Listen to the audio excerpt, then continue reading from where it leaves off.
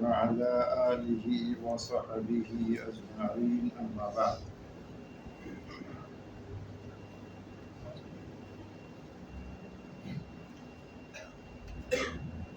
قال نبينا صلى الله عليه وسلم لا يؤمن أحدكم حتى أكون أحب إليه من والده وولده والناس أجمعين أو كما قال عليه الصلاة والسلام۔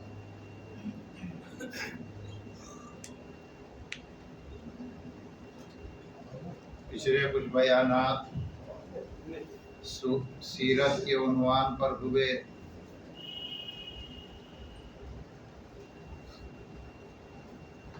پچھلا بیان محبت رسول کے عنوان پر تھا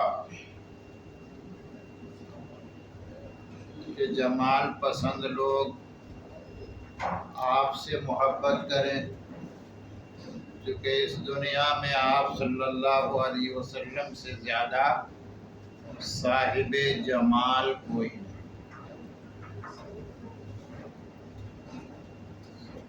صحابہ کرام کے تبصرے و تاثرات کچھ بیان کیے گئے تھے، جس سے آپ کو بخوبی اندازہ ہوا ہوگا کہ آپ صلی اللہ علیہ وسلم کس قدر حسین اور خوبصورت تھے۔ دوسری چیز جس سے آدمی کو محبت ہوتی ہے وہ ہے کمال۔ ہر انسان طبعی طور پر کمال پسند ہوتا ہے۔ جب کسی بھی فیلڈ میں، اور خاص طور پر جب اس کو اس فیلڈ سے مناسبت بھی، تو اس میں جو باکمال حضرات ہیں ان سے ان کو محبت ہوتی ہے۔ کسی کو کرکٹ پسند ہے تو جو کرکٹر میں باکمال کرکٹر بنے، کرکٹ لور کو آپ دیکھیں گے کہ ان سے ان کو بڑی محبت ہے۔ بعض لوگ تو اپنی محبت بتانے کے لیے اپنے کمرے کو ان کے فوٹوز سے سجا لیتے ہیں۔ آپ ان سے پوچھیں کہ آپ ان سے بڑی محبت کرتے ہیں، وجہ؟ تو کہے گا یہ بہت بڑا کھلاڑی ہے۔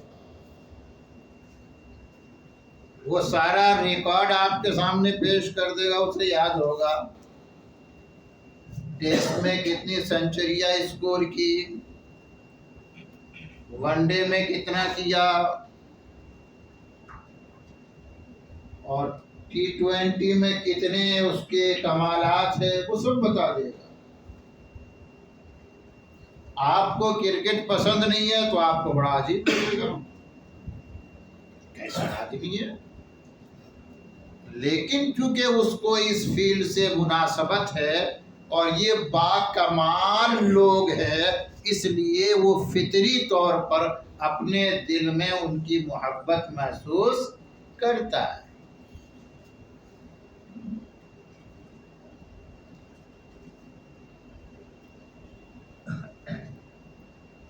اب میں فلم کی بات نہیں کروں گا، نہیں کرنی چاہیے۔ تو جس کو جس چیز سے مناسبت ہے وہ اس فیلڈ کے باکمال لوگوں کو تلاش کر کے پڑھتا ہے اور اپنے آپ کو ان کا فین بتاتا ہے۔ مجھے یہ عرض کرنا ہے کہ اگر مجموعی طور پر حقیقی معنی میں انسان کے لیے جو کمال کی چیز ہے ان کمالات کا جائزہ لو، کمالات انسانیہ کو ایک طرف لکھو اور ان تمام کمالات کو حضور اکرم صلی اللہ علیہ وسلم کی ذات مبارکہ میں منطبق کرنے کی کوشش کرو، تو یہاں پر تم کو پورے طور پر انطباق کلی نظر آئے گی۔ 100% جو ہے یہ میچ کرتا ہوا نظر آئے گا۔ میں نے کہا انسانی کمالات،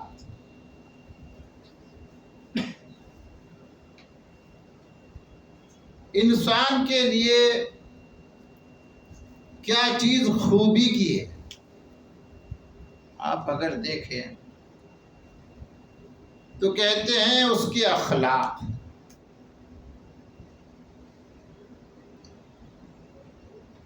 یہ باقی ادھر ادھر کے کچھ کارنامے جو ہے اس سے انسانیت کو ترقی نہیں ملتی ہے، مجھے اور آپ کو اس سے کوئی فائدہ ہونے والا نہیں ہے۔ کچھ لوگ ہوں گے ان کو آئیڈیل مان کر بچے لوگ بلہ پکڑ کے میدان میں نکل جائیں گے، ان میں سے بہت معمولی تعداد میں کامیاب بھی ہو جائیں گے دنیاوی اعتبار سے، باقی 99% سے زیادہ ان کی زندگیاں تو خراب ہی ہو جاتی ہے کہ نہیں؟ اصل جو انسان کے لیے کمالات ہے آپ ان کو پڑھیے،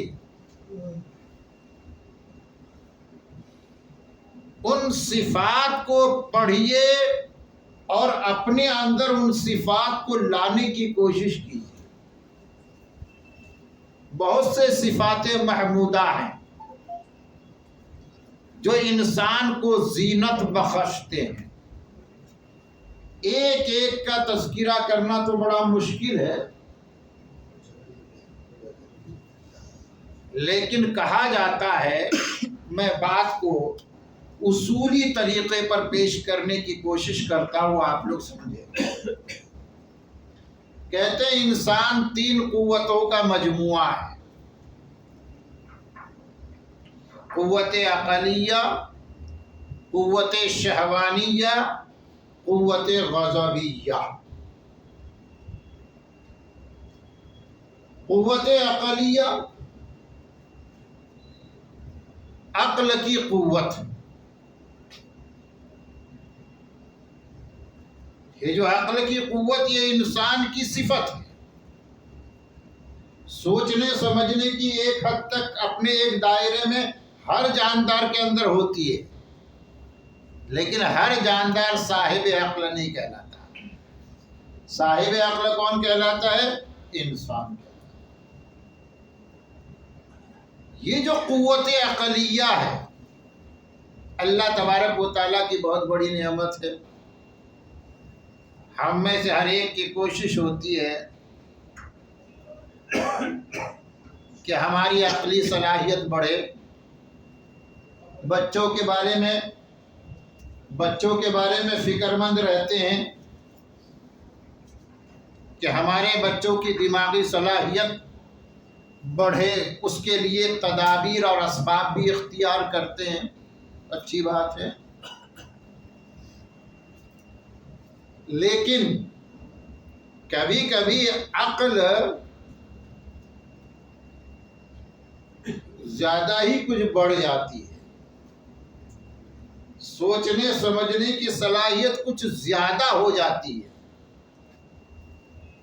جس سے پھر یہ جو قوت عقلیہ ہے جو اللہ تعالیٰ کی بہت بڑی نعمت ہے، آدمی کے لیے وہ سزا بن جاتی ہے۔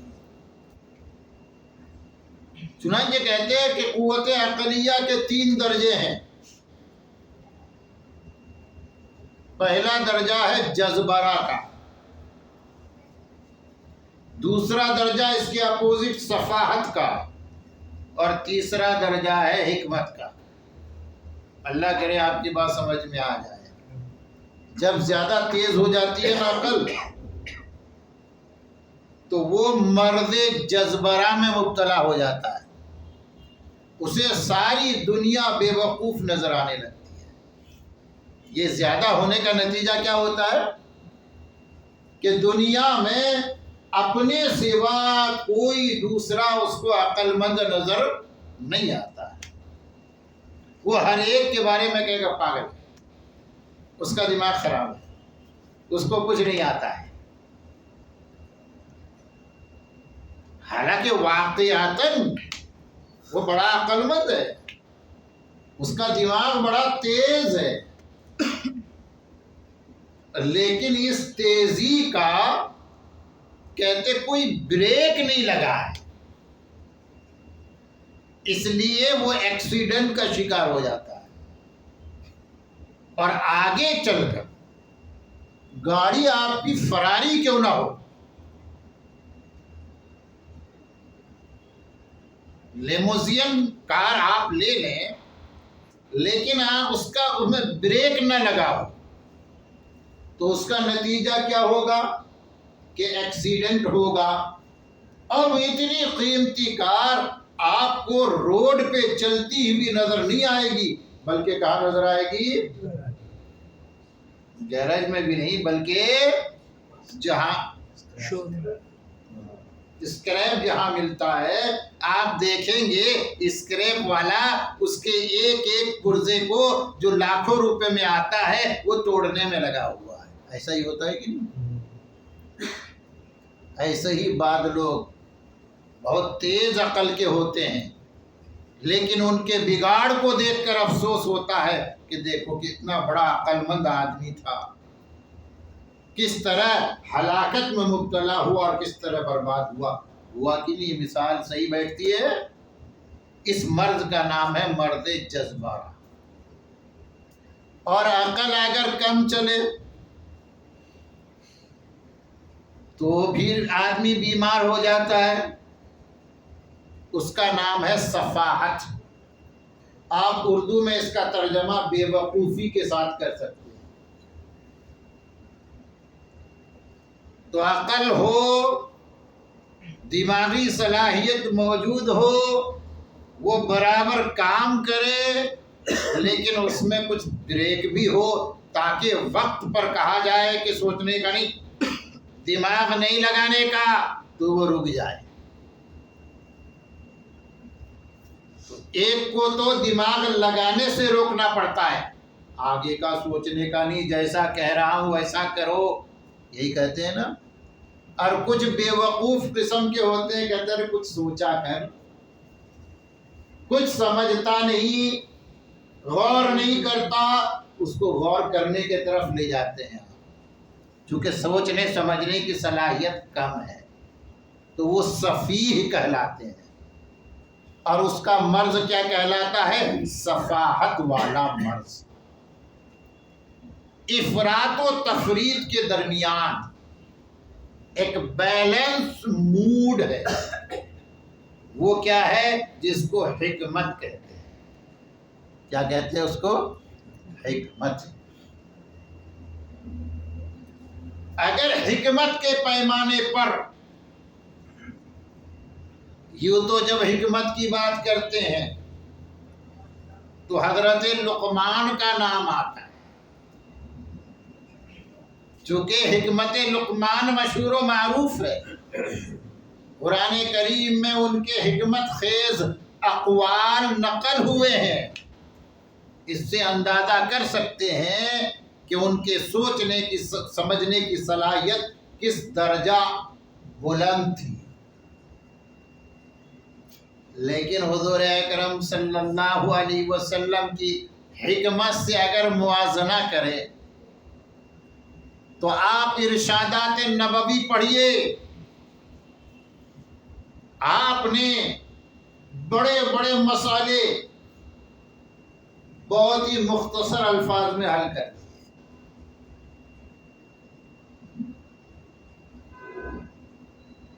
ایسے کہتے احادیث رسول کا آپ مطالعہ کریں اور اس اینگل سے مطالعہ کریں کہ مجھے حکمت معلوم کرنی ہے، وزڈم کا پتہ کرنا ہے، تو ارشادات نبوی کا مجموعہ لیجیے، کوئی بھی حدیث کی کتاب پڑھیے، پتہ چلے گا الفاظ بڑے مختصر ہیں لیکن اس میں تو معانی کا سمندر بند کر دیا گیا، کوزے میں سمندر کو بند کر دیا گیا۔ اس کی کیا کیا مثالیں میں آپ کے سامنے پیش کروں۔ آپ نے فرمایا حکمت ضالۃ المؤمن، یہی حکمت کے بارے میں کہ حکمت مومن کی گمشدہ چیز ہے۔ کیا زبردست ارشاد فرمایا۔ ارے بھائی دوسرے کی چیز آدمی کہتے ہیں دوسرے کی چیز کی لالچ مت کرو، تو اگر یہاں پر فرمایا حکمت مومن کی گمشدہ چیز ہے یعنی تمہاری، اب جب میری چیز ہے وہ گم ہو جائے تو میں چین سے بیٹھوں گا؟ میں تو تلاش کروں گا، جہاں بھی وہ چیز ملے گی میں وہاں سے اٹھانے کی کوشش کروں گا۔ آپ کا 10 روپے کا نوٹ راستے میں گر جائے تو آپ اٹھا لیتے ہیں، لیکن دوسرے کا 50، زیادہ نہیں بولوں گا، 500 بولنے سے بات شاید بنے نہیں، 50 کا بولتا ہوں۔ 50 کا نوٹ گرا ہوا ملا، من کرے گا اٹھا لوں، لیکن آپ دائیں بائیں کوئی دیکھ تو نہیں رہا ہے، کوئی اگر دیکھ رہا ہے تو جلدی اٹھائیں گے نہیں، کیوں؟ ذہن میں کیا ہے؟ دوسرے کا ہے۔ کیا ہے؟ دوسرے کا ہے۔ لیکن اپنا اگر 10 روپے کا نوٹ بھی گرا ہے تو آپ دائیں بائیں نہیں دیکھیں گے، آپ اس پر جھپٹ پڑیں گے، میرا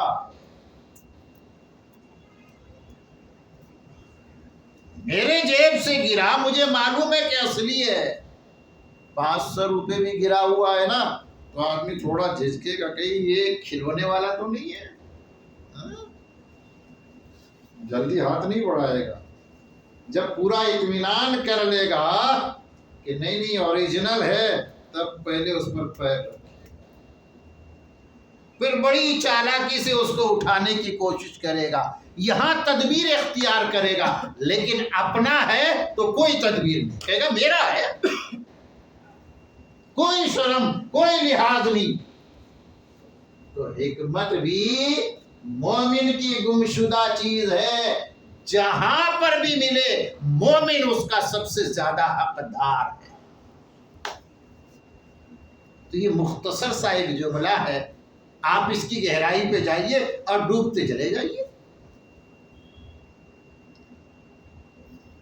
آپ صلی اللہ علیہ وسلم نے فرمایا المؤمن مرآۃ للمؤمن، مومن کے لیے آئینہ ہے۔ اب ڈوبیے آپ جتنا ڈوب سکتے، پڑھیے آئینے کے بارے میں کہ آئینے کی خوبیاں کیا ہوتی ہے، آئینے کے تقاضے کیا ہوتے ہیں، اور پھر اپنے اندر وہ خوبیاں اور وہ تقاضا لانے کی کوشش کیجیے۔ ایک بہت بڑا لیسن ہو جائے گا، بہت بڑا سبق کہ مومن کے لیے آئینہ ہے۔ کہتے آئینہ، پہلی بات جب جو آئینے کے بارے میں سمجھ میں آتی ہے، سوچنے کی بھی ضرورت نہیں کہ ہر گھر میں آئینہ ہونا چاہیے۔ آپ کو کوئی گھر آئینے کے بغیر ملے گا؟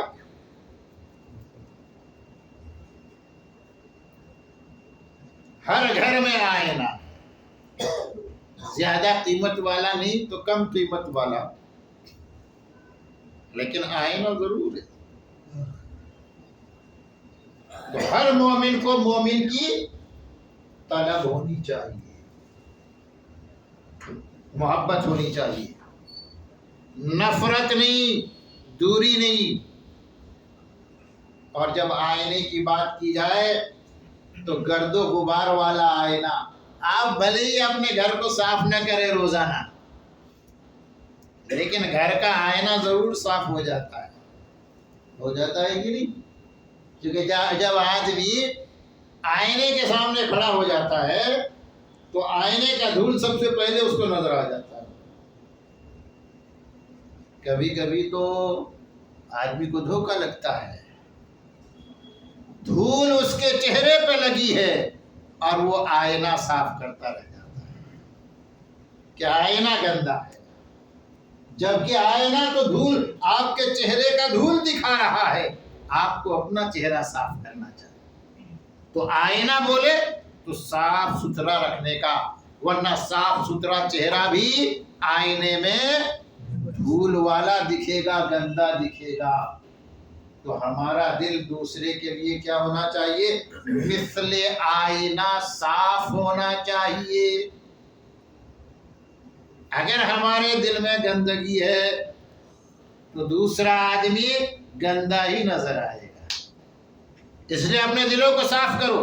یہ تو اس کی بہت، میں نے کہا ایک بہت بڑا لیسن، بہت بڑا سبق ہو جائے گا۔ جو کچھ عرض کرنا ہے آگے کی، یہ 3 باتیں مکمل ہو جائے تو غنیمت۔ تو یہ ہے حکمت۔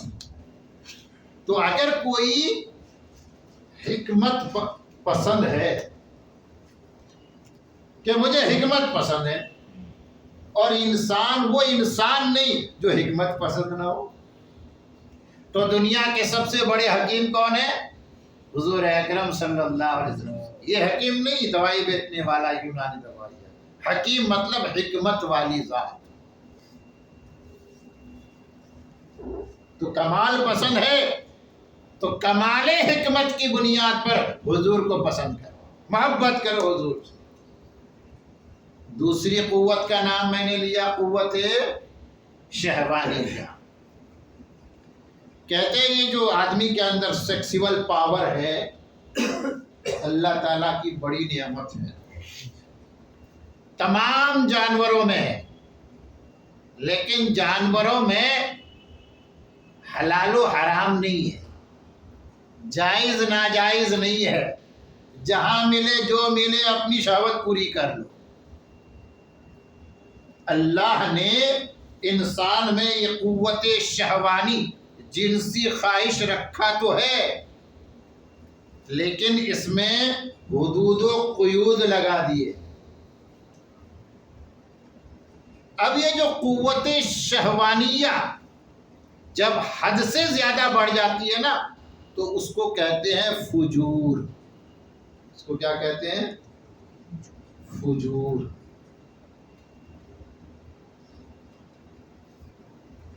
اس سے بچنا ہے۔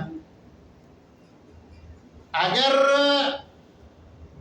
بالکل وہ لیس ہو جائے جس سے آدمی کو تسکین نہ ملے، کمزور پڑ جائے، تو آپ اس کو کہتے ہی نامردی۔ جمود عربی میں اس کو کہتے ہیں، ایک فجور ہے، دوسرا جمود ہے، تعطل، بیکاری، بیکار ہو گیا۔ اس کا جو افراط و تفریط کے درمیان صفت کا نام ہے عفت۔ یہ جو بولتے ہیں نا عفت اور پاک دامنی، عفت کا مطلب یہ ہے فجور بھی نہ ہو، جمود بھی نہ ہو۔ انسان ہے، ہر جگہ منہ مارتا نہ پھرے۔ انسان ہے، کہتے ہیں ایک کٹیا میں بیٹھ کر اپنی زندگی کو دوسروں سے معطل کر کے نہ رکھے، بلکہ انسان ہے شادی کرے، اپنی ایک زندگی بنائے۔ تو فجور سے بچ کر، جمود سے بچ کر کیا بننا ہے؟ عفیف بننا ہے۔ عفت جس کا ہم اردو میں ترجمہ کرتے ہیں پاک دامنی۔ یہ پاک دامنی کس کی خوبی ہے؟ انسان کی خوبی ہے، یہ انسان کا کمال ہے۔ اگر پاک دامنی کی بات کرتے ہیں تو حضور اکرم صلی اللہ علیہ وسلم سے بڑھ کر پاک دامن کون ہوگا؟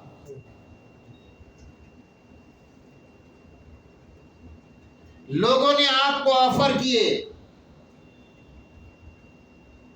آپ کو لالچ دیا گیا کہ عرب کی حسین ترین عورت کا نام لو اور دعوے نبوت سے دستبردار ہو جاؤ، ہم اس عورت کے ساتھ تمہارا نکاح کرا دیں۔ لیکن 25 سال کی عمر ہے، جانتے ہیں 25 سال کی عمر کیا ہوتی ہے؟ جوانی اپنے ابھار پہ ہوتی ہے، آدمی خیالات کی دنیا میں چلا جاتا ہے۔ 25 سال کی عمر میں ایک 40 سالہ بیوہ عورت کا، جس سے کہتے 2 نکاح پہلے جس کا ہو چکا تھا، جس سے اولاد بھی تھی، اس بیوہ کا پیغام نکاح آتا ہے اور آپ صلی اللہ علیہ وسلم اپنے چچا ابو طالب کے مشورے پر اس نکاح کو قبول فرمائے، اور پھر 52 سال عمر ہونے تک، یعنی زندگی کا بیشتر حصہ اسی ایک عورت کے ساتھ گزار دیتے ہیں، جبکہ حال یہ ہے کہ کوئی بھی عورت آپ کا حرم بننا اپنے لیے معراج سمجھتی ہے کہ میرے لیے اس سے بڑا درجہ ہو ہی نہیں سکتا۔ عورتیں اپنے آپ کو ہبا کرتی تھی، کہتے آپ کو نان و نفقہ دینے کی ضرورت نہیں، مہر دینے کی ضرورت نہیں، یہ سارے انتظامات ہم خود کر لیں گے، بس آپ نکاح میں زوجیت میں ہمیں قبول کر لیجیے۔ لیکن آپ نے ایسی پاک دامن زندگی گزاری کہ آپ پر بہت لعن طعن کیا گیا، بہت کا الزامات لگائے گئے، لیکن کسی نے آپ کی عفت اور پاک دامنی کے تعلق سے کچھ کہنے کی جرأت نہیں کی، ورنہ بدنام کرنے کے لیے آدمی سب سے پہلے یہی سہارا لیتا ہے کہ کسی کے طرف اس کی نسبت کر دو، تہمت لگا دو، یہ آسمان سے زمین پر پٹخ دیا جائے گا۔ لیکن ایسی پاک جانتے تھے کہ اگر ایسے پاک باز آدمی پر ہم تہمت لگائیں گے تو یہ معاشرہ، یہ سماج اس کو کبھی قبول نہیں کرے گا، کوئی ہماری بات نہیں مانے گا، اس لیے کسی کی جرأت نہیں ہوتی تھی۔ آگے کی بات انشاءاللہ دعا کریں۔